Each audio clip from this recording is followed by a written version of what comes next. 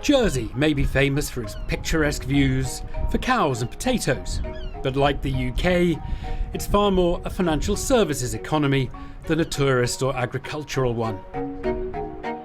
In fact, it's a tiny microcosm of Britain. It's only 100,000 people, but it's well off and a magnet to migrants from across the EU. The other feature of this place is that it's very densely populated. Doesn't always feel like it, but it's actually 3 times as densely populated as Britain. We could take another 100 million people and still be emptier than Jersey. So it's crowded, lots of people want to come here. That creates a problem with housing. So complex rules here govern the allocation of homes, providing a form of immigration control and protecting the locals. You either qualify as having full access to the housing market or you don't. A local estate agent explains the basics. As a qualified local, you are free to rent or purchase any property. There is no entry level, there is no ceiling. The market is yours. As a non-qualified person or somebody new to the island that's not coming here through an employer, they unfortunately have to rent at the lower end of the market and spend 10 continuous years here paying tax before they then become entitled to purchase anything and everything. Before they qualify? So we have a 10-year qualifying period before we accept you into our own. It's a development of 35 1.5 bedroom units, which are for over 55s only. It is the same story with social housing, also allocated with long-term residents in mind. How do I get a social property if I'm in Jersey? Well, you firstly need to meet the criteria to be classed as residentially qualified, so that's the 10 years residency. And then following on from that, you'd need to apply to the Affordable Housing Gateway, which has another set of criteria which just helps us to ascertain the level of need that you're actually in order to access the market of social housing. You probably thought it was a market economy here. In housing, far from it.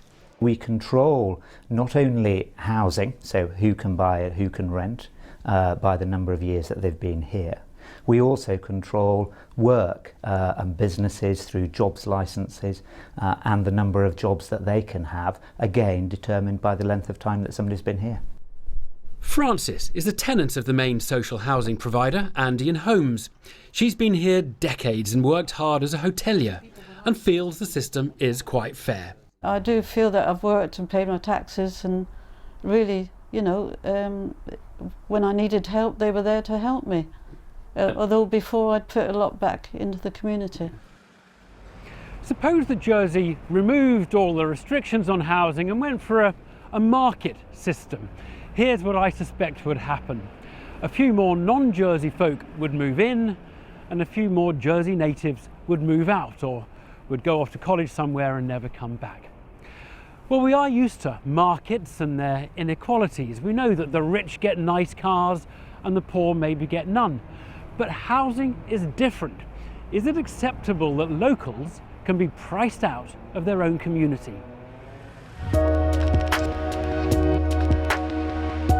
From Jersey to Guernsey, even to Liechtenstein, microstates have often controlled entry and ownership, and it's been considered an acceptable form of self-protection.